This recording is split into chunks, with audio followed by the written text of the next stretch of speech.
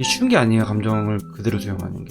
우선은 부정하고 그 감정을 느끼는 나 자신을 자꾸 비난하고 이렇게 되기가 쉬워요. 그게 패턴이 된 경우들이 너무 많고, 많은 분들이 그러기 때문에 제가 감정 얘기 계속 하는 거고.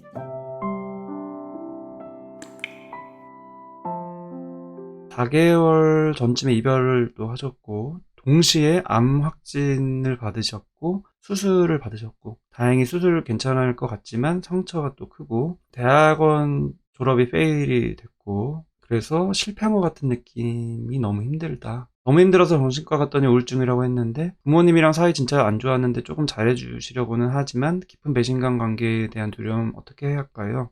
네, 우선은 너무 힘든 상황이 겹쳐진 거 뭐라고 위로 말씀드려야 할지 모르겠고, 너무 힘드실 것 같고, 제가 감히 어떻게 헤아릴 수 있을까요? 그래도 다행히 수술 잘 받으셨지만 또 상처도 있으시고, 이렇게 좀 멈춘 느낌, 되게 중요한 대학원 졸업이 있었는데 페일이 되었고, 실패의 느낌, 좌절감 많이 힘드실 것 같고, 그래서 그런 감정들이 또 우울증으로 이어지신 것 같고, 또 이제 이런 시기에 가족과의 관계가 많이 달라져요. 부모님이랑 원래 사이가 진짜 안 좋았는데 조금 부모님이 잘해주려고 하시는 것 같은 거, 이렇게 치료받는 기간에 부모님이 변화되는 거를 경험하시는 게 많고, 하지만 또 상반된 마음, 동시에 배신감도 들고 관계에 대한 두려움도 들고 너무너무 자연스럽습니다. 그래서 기회가 되시면 이런 부모님에 대한 감정, 혹시 뭐 상담 치료 시간이 있으면 이런 감정들 같이 충분히 소통하셔도 좋아요. 부모님하고 직접 하는 것도 도움될 수 있지만 이게 부담되고 또 부모님 반응이 또 쉽지 않을 수 있기 때문에 제3자랑 그런 부모님에 대한 다양한 감정을 얘기해 보셔도 좋을 것 같습니다. 왜냐면은 물론 지금 상황은 뭐 이별이나 질병이나 졸업 페일이나 이런 부분들이 겹쳐진 거지만,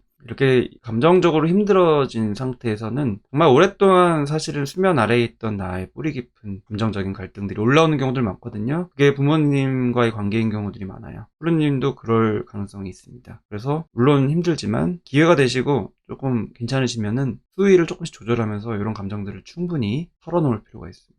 그럴 사람이 없으면 혼자서 감정일기로라도. 다호님이 초등학교 저학년 때 일기장을 보면은 감정이 아주 섬세하고 그걸 표현 잘하는 애였다. 중학교 이후부터 여러 가지 환경적 요인으로 감정을 쭉 억누르고 목표지향적인 삶을 살았다. 그래서인지 인간관계에서 초반에 심리적으로 벽을 치게 되고 말도 버벅거리는데 좀 친해지면 TMI가 매우 심하다. 이 행동 개선하고 싶다.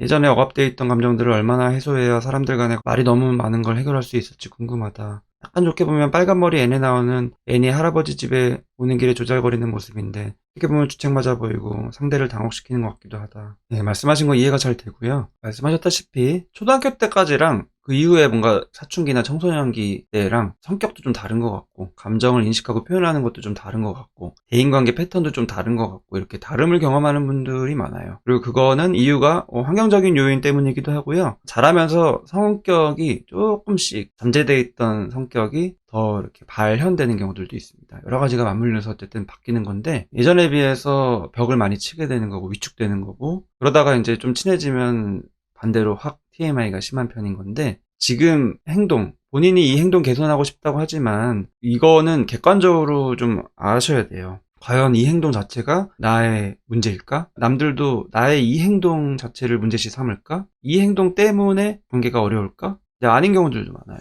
왜냐면 내 행동을 바라보는 내 관점이 이미 위축되어 있는 상태이기 때문에 객관적인 것보다 훨씬 더 부정적으로 여기는 경우도 많아요. 그래서 행동을 무조건 개선하려는 것보다는 내 관점을 우선은 잘 살펴보셔야 됩니다. 내가 왜 이렇게 위축되어 있나? 그리고 뭐 여러 가지 환경적인 요인으로 쭉 억눌렀다고 하셨는데, 그것들도 좀 구체적으로 디테일하게 살펴보셔야죠. 왜냐면은 감정을 억누르는 그 과정 역시도 감정이 스며들어 있어요. 그냥 단순하게 뭐 이래서 저래서 감정을 억눌렀다 끝, 이게 아니에요. 감정을 억누르는 그 과정에 감정이 있어요. 그 시점에서 느낀 본인의 감정을 살펴보시면 좋아요. 그래야지만 그게 좀 편해지고요. 그래야지 관계에서 너무 벽치는 게 줄어요. 그거는 행동으로 벽치는 거지만 결국 감정에 의해서 벽치는 거라서, 긴장되는 감정, 받아들여지지 않을 것 같은 감정 때문에 벽치는 거니까 편한 감정 쪽으로 우선은 회복하셔야 되는 거예요. 그리고 만약에 또 친해졌을 때 TMI 심한 편이라면 그거 역시도 내가 편하면은 또 개선되는 거예요. 그게 진짜 문제라면.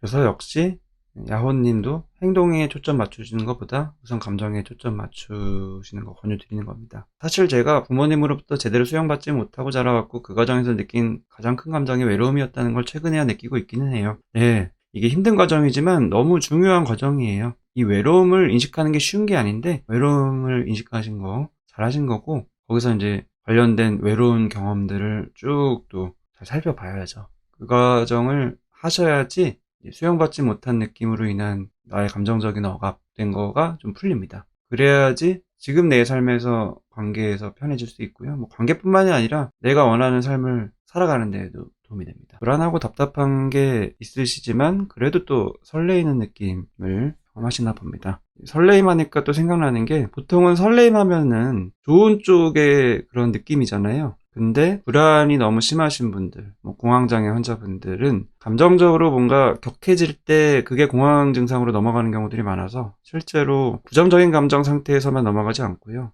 너무 기뻐도 흥분하다가 또 공황 증상으로 많이 가기도 합니다. 그래서 뭐 성행위 시에 이어지는 경우도 많고요. 또 지금 있으신 설레이는 그런 뭔가 두근두근거리고 설레이고 이런 감정에서 불안한 감정, 공황 증상으로 넘어가는 경우도 있습니다. 사람의 감정이 참 연결이 돼 있어서 어떻게 보면은 좀 기쁘고 즐겁고 이런 감정적인 흥분, 설레임을 느끼는 것조차도 조심스러워 하시는 분들이 있어요. 그 얘기를 좀 드리고 싶고, 포로리아님 아까 설레인 감정 이유가 요즘 힘내서 뭔가를 시작해보려고 하는데 그것 때문에 불안과 설레임이 공존하는 것 같다.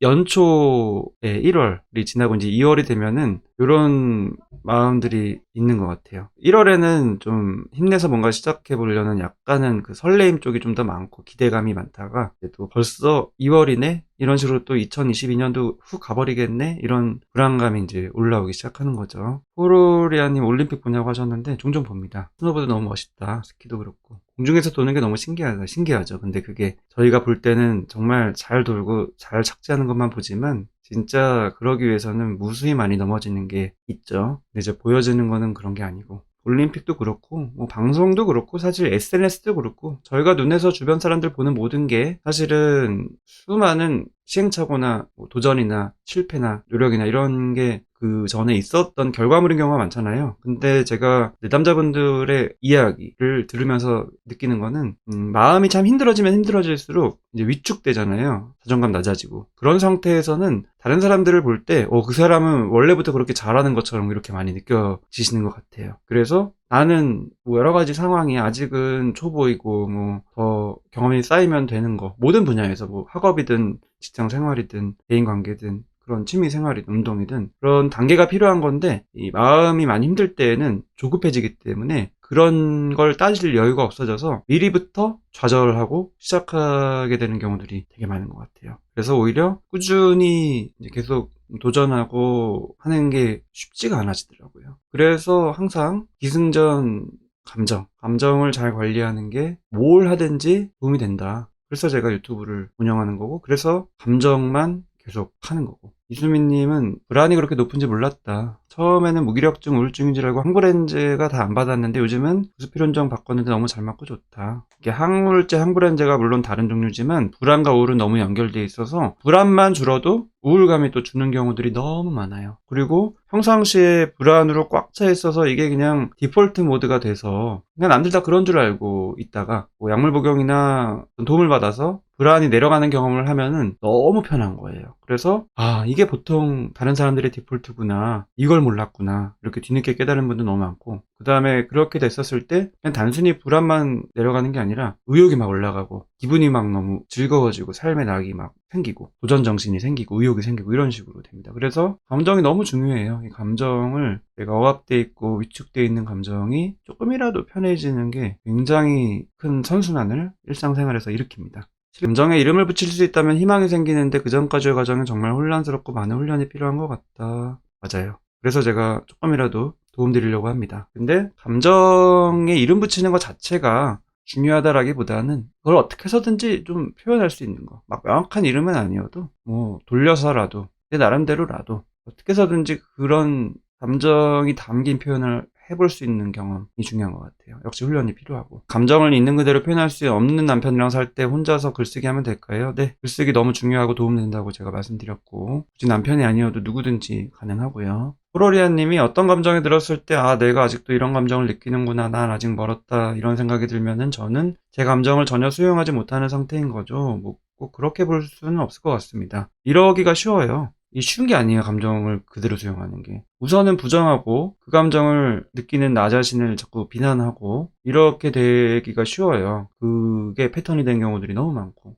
많은 분들이 그러기 때문에 제가 감정 얘기 계속 하는 거고, 잠깐씩이라도 가끔이라도 내 감정에 내가 스스로 편이 되어 줄 수 있는 그런 상태가 경험된다면 되는 거예요. 그리고 자꾸 하다 보면 그 빈도와 정도가 늘어나는 거고요. 스펙트럼입니다. 뭐 디지털식으로 OX가 아니에요. 신랑과 즐겁게 얘기해서다. 운동도 시작해서 좋다. 정신과 상담하면서 좋은데 내가 이걸 괜히 하고 있나 그런 생각이 든다. 상담하면서 좋지만 또 한편으로 괜히 하고 있나 이런 생각이 든다는 거. 뭐 이유가 있겠죠. 시간, 경제적인 부분일 수도 있고, 또 내가 이렇게 좋은데 좀 뭔가 좋은데 괜히 하나 이런 생각일 수도 있고. 근데 제가 드리고 싶은 말씀은 뭐 자주 말씀드렸지만, 상담은 물론 뭐 힘들 때 해도 도움되지만 괜찮을 때 하면 더 도움돼요. 나의 성장과 나의 미래와 내가 꿈꾸거나 원하는 삶을 실행하는 데 너무 도움됩니다. 그래서 잘하고 계신 거고요. 아마 그게 되니까 또 대화도 잘 될 수 있어요. 대화라는 것도 굉장히 중요한 감정적인 상호작용이기 때문에 아무리 남편이고 가족이어도 내 마음이 편치 않을 때는 쉽지 않거든요. 근데 대화가 잘 된다. 너무 좋은 신호죠. 서로서로 다 선순환되는 거예요.